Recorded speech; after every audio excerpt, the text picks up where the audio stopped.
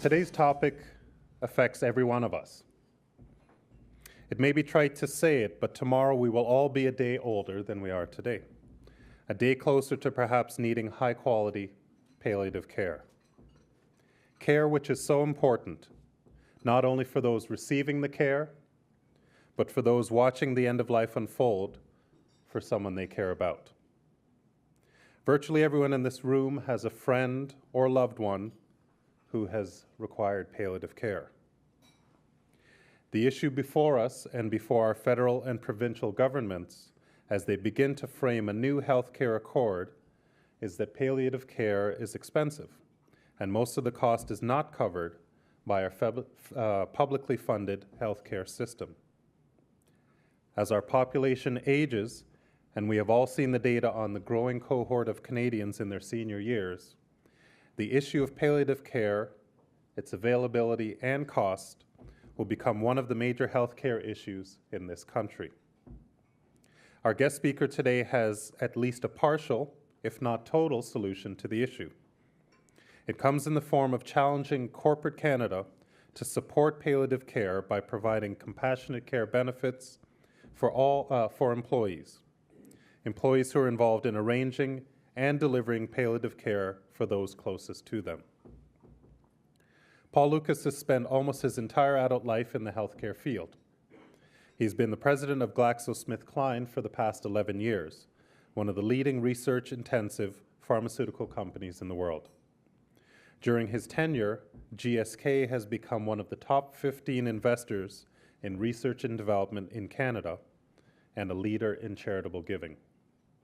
In addition, and it is relevant to what we'll hear today, Paul is a member of the Canadian Hospice Palliative Care Association's Champions Council. Mr. Lucas, we look forward to your remarks. Ladies and gentlemen, please welcome him to the podium.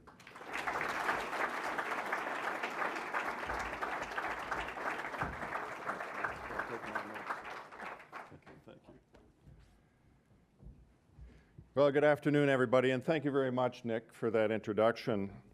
And one of the things that Nick didn't tell you was that I started my career as a sales representative in the pharmaceutical industry. And to this day, I'm still a sales representative at heart. So I'm actually here to sell you something today.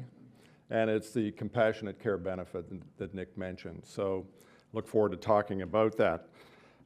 It's great to be here today, thanks to the Canadian Club as well, and to have the opportunity to speak about a subject that I don't normally speak about and that you probably don't normally hear about to an audience as well that I don't usually speak to. It's a very different mix for me, so I've been looking forward to this to talk about an issue that I'm very passionate about. So I'm here wearing two hats. One is that of a corporate CEO, and one is as a member of the Champions Council of the Canadian Hospice Palliative Care Association. And my subject is one that each of you will likely deal with at some point in your life, and that's caring for and supporting someone you love during the process of dying. So not a very uplifting subject for today. And I remember the song that talked about rainy days and Mondays always get me down. Well, it's a rainy day and it's Monday and I'm going to talk about this subject. So I'm going to try and make it interesting for you. But maybe before I start, I can get a feel for the audience and see how many of you have had the unfortunate experience of having to deal with a dying friend or relative that you've had to take care of. Maybe I could just have a show of hands. So quite a number of you in the audience today, so hopefully this will ring a few bells and hit a few notes for you. Well, it's a difficult subject for anyone to think about, and most people, frankly, would rather think about filing an income tax return than about their own death or the death of a loved one. So why have I chosen a business audience to talk about this difficult subject, and one that at first glance seems so far removed from the world of work? Well, I have because I'm convinced that employers have a key role to play in improving the end-of-life experience. I'm also convinced that this is an area where sound business practice and doing the right thing are actually one and the same. And that's why I'm here with you today. So let me start, first of all, with some pretty dry statistics that underscore why it is time to discuss this issue openly. Canada's population, as we all know, is graying as more and more baby boomers enter their senior years. Today, around 259,000 Canadians die annually. Within 15 years, that number will increase by 40% to 330,000 deaths per year. Within 25 years, it's going to increase by 65% to 425,000 deaths per year. So there's nothing really troubling about those numbers. Let's face it, people die. Until you consider how prepared we are as a society to care for people at the end of their lives. Almost 4 out of 5 people over age 65 have a chronic disease, and about 70% have 2 or more chronic conditions that also need to be managed. Furthermore, it's Canadian families that frequently shoulder 25% of the total cost of palliative care, costs associated with home-based services such as nursing and personal care.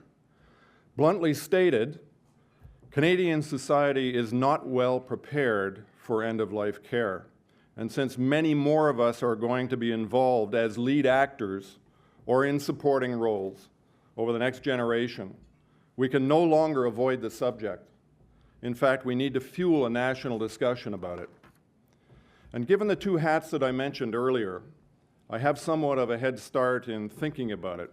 I run an organization with close to 3,000 employees, and at any given time, some of them will likely be involved in caring for a dying spouse, father or mother, sister or brother, son or daughter, or dear friend. And the experience will be typically all-consuming, exhausting, and emotionally draining. Work will be the last things on their minds. And if they think of the workplace at all, it will be either as a support or as a source of additional stress. Organizations, as we all know, are nothing without their people. And as CEO, one of my priorities is to make sure GSK plays a supportive role to our most important resource. We need to be there for our employees at a time when they may feel helpless, isolated, and overwhelmed, and when, honestly, work should be the last thing on their minds. Then there's my work with the Canadian Hospice Palliative Care Association and how I came to be involved with this particular cause.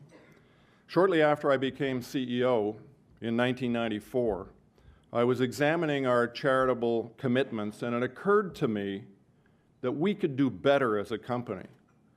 We could try to make a real difference for a cause that needed real help and that was important to our country and to our employees.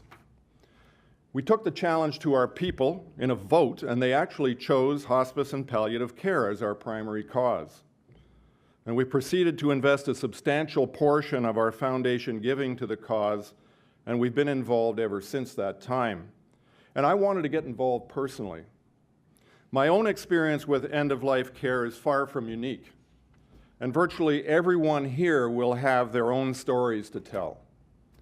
My most recent experience with death and dying only reinforced for me the real need there is for quality end-of-life care in Canada. My mother-in-law passed away this spring. She died at the age of 96. Never spent a day in hospital until the last 2 weeks of her life. Unfortunately, that hospital was an acute care hospital because there wasn't any palliative care facility in her community. And the experience, unfortunately, again, for her and her family was not a good one. And I don't want to go into the detail, but the bottom line is she did not die with dignity because of the way she was treated and the staff's lack of compassion for a dying person, keeping in mind that it was an acute care hospital. And that was very, very painful for the whole family, as you can imagine. And many of you have experienced that, I'm sure. Despite the universality of these experiences and the pressing need for better palliative and hospice care, there are some major cultural barriers standing in the way. Palliative care is all about providing quality of life to those suffering terminal illness. But that is not how most people see it. Instead, they associate it with giving up. Attitudes towards death and dying emerge from one's cultural background, religion, and upbringing. In Chinese society, for example, there is a belief that even talking about death is bad luck. Some African countries handle dying and bereavement very well because it's better integrated into day-to-day life, takes place at home, and is a shared experience by the community and among caregivers. On the other hand, some Western nations, such as Canada and the United States, have medicalized death, removing it from the stream of everyday life and thereby making it more mysterious and something to be feared. So cultural barriers loom large in a multicultural society like Canada, but they're far from insurmountable. Palliative care is not a surrender to death, and dying is not a taboo subject. And yes, I do believe that the workplace can be a highly effective forum for challenging cultural barriers around death and for creating a climate of open dialogue and support for those dealing with end-of-life issues. We can change the narrative for ourselves and for our loved ones and end the story on a much better note. Let me spend a few moments on the experience of dying today. First and foremost, it's typically a family affair. Former U.S. First Lady Rosalind Carter once said, "There are only 4 kinds of people in this world: those who have been caregivers, those who currently are caregivers, those who will be caregivers, and those who will need caregivers." Each death will affect, on average, the well-being of 5 other people, family and loved ones. And that's more than 1.25 million Canadians this year and more than 2 million Canadians in 2036. Decades ago, death came more quickly and most of us died at home. Today, life is being prolonged and life-threatening conditions managed. More Canadians are dying at an advanced age. More than 75% of deaths are among those 65 and older. Finally, more people now die in hospital, despite the fact that most would prefer to die at home. So how does Canada rank today against other countries in terms of the end-of-life experience? The Economist magazine and the Lean Foundation compared 30 OECD countries and 10 other selected countries last year in a report called The Quality of Death, ranking end-of-life care across the world. The study looked at key indicators, including the overall healthcare environment for end-of-life care, the availability, cost, and quality of care, and the existence of a government-led national palliative care strategy. Canada tied with the US in 9th place overall. This ranking, I think we can all agree, is less than stellar. And improving it will not be easy, but it is critical. And that's because the need for end-of-life care is not simply a health issue. It's a complex social and economic issue that affects individuals, communities, and the workplace. At present, hospice palliative care in Canada is a range of services offered through acute care hospitals, long-term care facilities, residential hospices, and in the home. The level and type of care needed varies based on the needs of the patient and family, the patient's medical condition and rate of decline, and finally, the setting of care. Despite the tremendous work of the Canadian Hospice Palliative Care Association and its provincial affiliates, and the generous support these organizations receive from government and the private sector, we still have a long way to go. Fewer than 35% of Canadians have access to palliative care services due to issues of funding, access, and late referrals. And as I mentioned earlier, families frequently shoulder a quarter of the total cost of palliative care.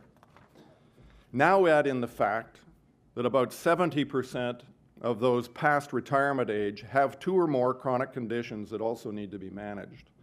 As life expectancy continues to rise, so too will the need to manage these chronic conditions. Yes, we all need to be concerned about our ability as a nation to provide high-quality end-of-life care to more people. But let's not forget that families of patients also need help navigating a troubled system to ensure that their loved ones are getting the care they need. They need help coping with grief, and they need support that removes some of the stresses and worries that pile on at the worst time in their lives. This is where corporate Canada can play a role. And one of the most effective ways we can do our part is through the compassionate care benefit. At GSK, we define the compassionate care benefit as a leave from work so that employees can provide care and support to an immediate family member in cases of critical or terminal illness or other extraordinary circumstances. The benefit provides for up to 13 weeks leave over a 2-year period. For employees with at least 3 years of service, they receive 13 weeks pay at full salary.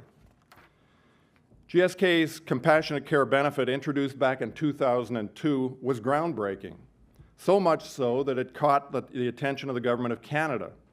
2 years later, the Canadian government established its own program based on our lead.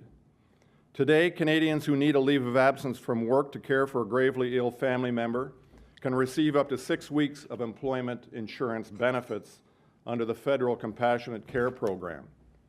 Allow me to quote from the government website. The Government of Canada believes that during such times, you should not have to choose between keeping your job and caring for your family. I couldn't have said it better. And all of us at GSK are very proud to have provided the foundation and catalyst for a program that is available to help every working Canadian cope with one of life's most difficult crises. In order to give you a sense of the impact this benefit can have, let me tell you the story of the first GSK employee to use it. And I've changed his name in order to protect his privacy, but I want to assure you that this is a very real person in a very real case.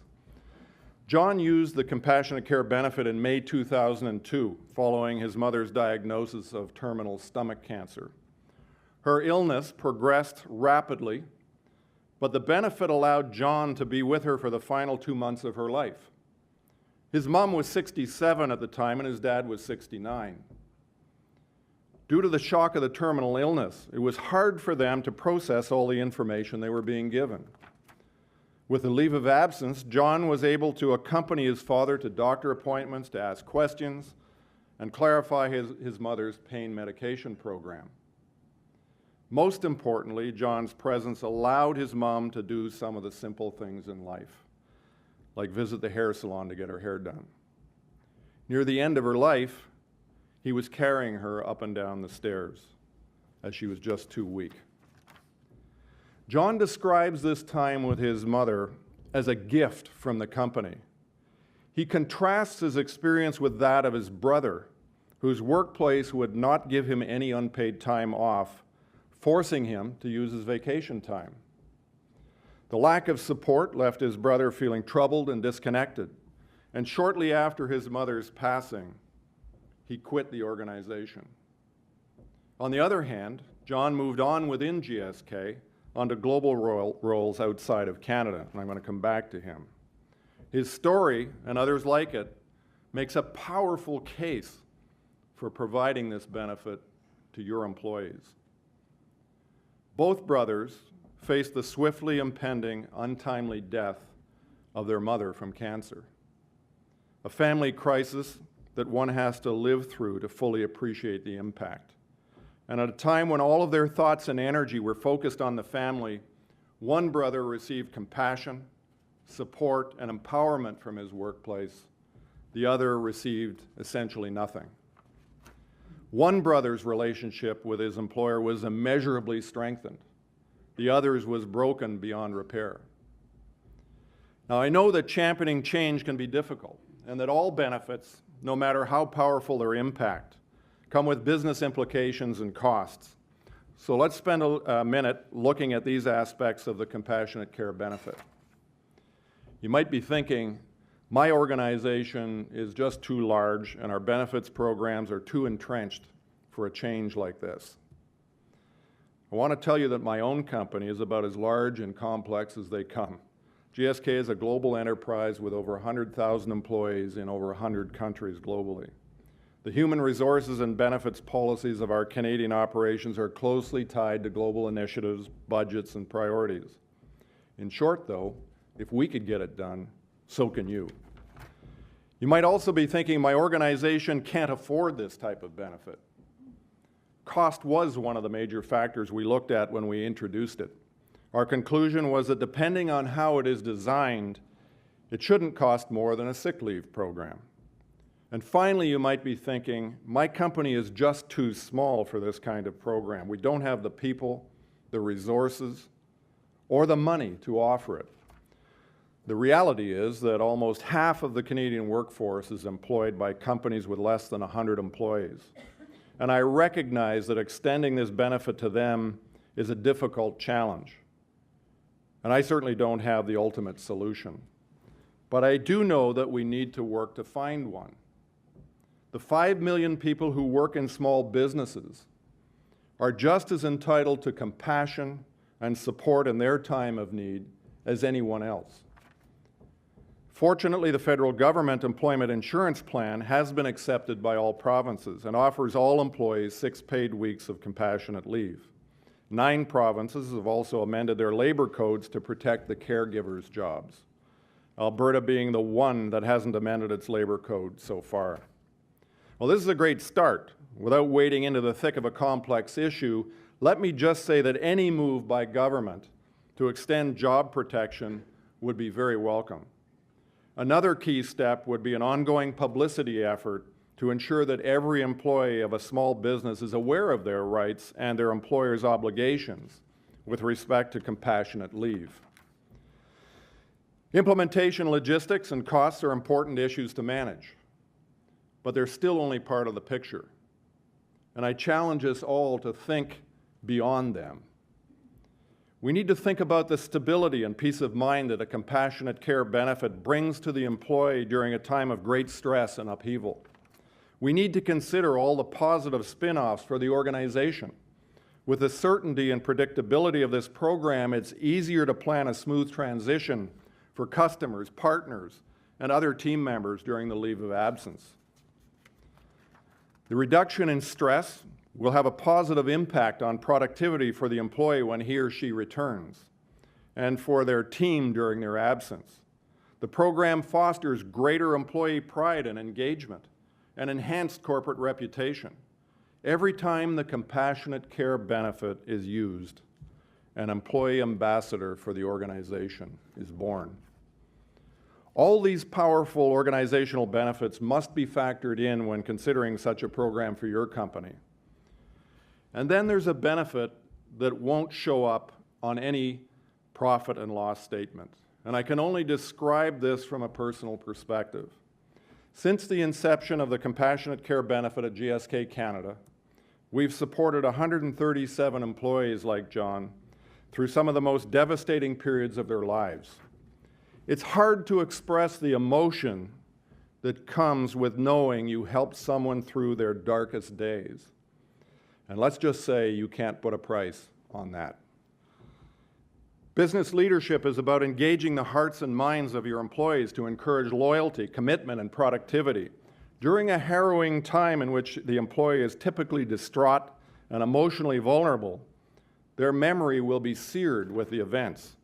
Give them the time and space to engage completely on the task at hand, which is caring for their loved ones, and they will never forget this compassionate act.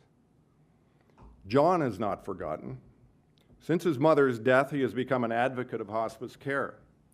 While working with us in Romania, he led a committee whose goal it is to build Romania's first hospice facility. And so far, he has helped raise 2.5 million euros to make that happen. That's a powerful legacy to emerge from a family tragedy and a company's response to that tragedy. Modern medicine has made great strides in helping us live longer and healthier lives. A child born in Canada today can expect to live to be over 80 years old. People who are now 65 can expect to live another 18 to 21 years. Medical advances have also helped create the so-called sandwich generation. the large cohort of middle-aged Canadians who are caring for both their children and their aging parents. Several Canadian corporations have policies in place to support employees with parental care responsibilities. And to my mind, the compassionate care benefit is a logical extension of that support. Well, eventually, death comes knocking at everyone's door. With our aging population, an ever-increasing number of Canadian households will be hearing that knock over the next few decades. And the families of those needing end-of-life care will be stretched to the limit, emotionally and physically. The question is, what can corporate Canada do to help ensure that financial and work-related worries are not layered on at the worst possible moment for their employees? We need to be concerned about our ability as a nation to provide high-quality end-of-life care to more people. A 9th place showing on a global quality of death survey is not a point of pride for Canada. It's a wake-up call. Moving up the global rankings is not going to be easy. It will require a comprehensive systems-based approach accompanied by sweeping policy changes by government, the healthcare system, the business community, and other institutions. However, we can make a good start, and we can make it today. Through the compassionate care benefit, companies can play a leadership role in helping employees and their families in a very meaningful way. Through our leadership, Canadian business can help break down some of the cultural barriers and taboos around dying that I spoke about earlier. We can support employees, drive engagement and productivity, and contribute to creating a sustainable healthcare system. From a human perspective, lending a hand to those who need it most is simply the right thing to do. And when companies do the right thing, they contribute to their own success, and they deepen that reservoir of goodwill that allows all businesses to operate in society. GSK supports policy development that positively impacts the social and economic health of Canadians. And we are proud to offer the compassionate care benefit to support the health and well-being of our employees. But my goal here today is not to shed light on GSK's efforts to support our people and improve palliative care in Canada. It's to encourage you to think about how you can champion this type of program in your own workplace. And I hope that I provided you with the beginning of a strong business case for a compassionate care benefit in your business. But I know that when you get back to your desk, you'll need more than a speech to start the ball rolling. So if you need help building your case, please get in touch with me. GSK would be pleased to share our experience and insights with you, your CEO, your HR department, or anyone else interested in the compassionate care benefit. And also, you've been provided with some background and resources at your table related to caregiving issues at the end of life, and I hope you find them valuable. As business people, we have an important opportunity here to impact people's lives in a truly meaningful way. I urge you all to seize it. Thank you very much.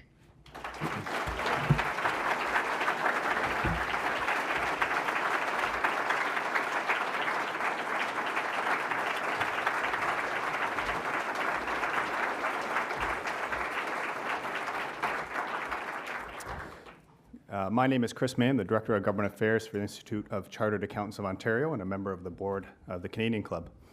On behalf of the Canadian Club of Toronto, Mr. Lucas, I'd like to thank you for your corporate challenge today, which you have put forward. Your dedication to the cause of improving the accessibility and quality of palliative care in Canada is an example for all of us to follow. It's often said we are not getting any younger, and in the case of the baby boomer generation, a lot of them are not getting younger. Our daily lives are touched by the needs of our growing seniors population. As you have so poignantly put it, this is a reality that impacts not only their lives, but also ours, those of our children. It also impacts our working lives. Many of us are or have been in the situation of dealing with children still in school at one end of the spectrum and aging and infirm parents at the other end, managing everything from ensuring our parents get the proper medical care and diagnosis, to ensuring they have the proper accommodations and ongoing care. The solution you have presented today in your challenge to corporate Canada would go a long way to relieving the worry that those families deal with on a daily basis. Thank you for engaging us in this dialogue and for laying forward that challenge. Thank you.